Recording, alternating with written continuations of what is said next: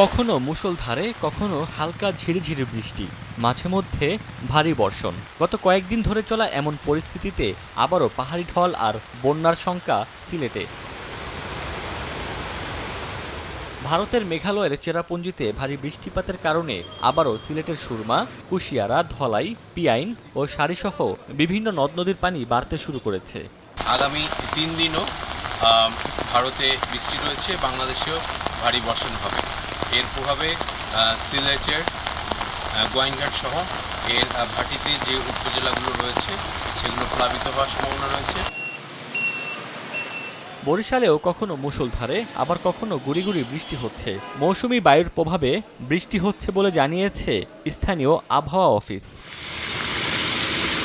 এদিকে টানা বৃষ্টিপাতে পার্বত্য জেলা বান্দরবানে দেখা দিয়েছে পাহাড় ধসের শঙ্কা। আতঙ্কে রয়েছে পাহাড়ের পাদদেশে ঝুঁকিপূর্ণভাবে বসবাসকারী বাসিন্দারা। নগদের কাছে সব গ্রাহকই প্রিয়, তাই তো সারা দেশে ক্যাশ আউট চার্জ সবচেয়ে কম।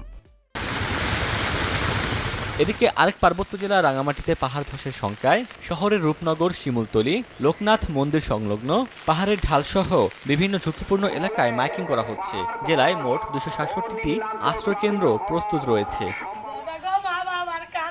এদিকে নড়াইল সদর উপজেলার রামনগর চরে শুকরচরাতে তাঁবুতে অবস্থান করছিলেন ৪ জন। রোববার গভীর রাতে মুষলধারে বৃষ্টি শুরু হয়। এ সময় বজ্রপাতে ৩ জনের মৃত্যু হয়। আহত অবস্থায় একজনকে সদর হাসপাতালে ভর্তি করা হয়।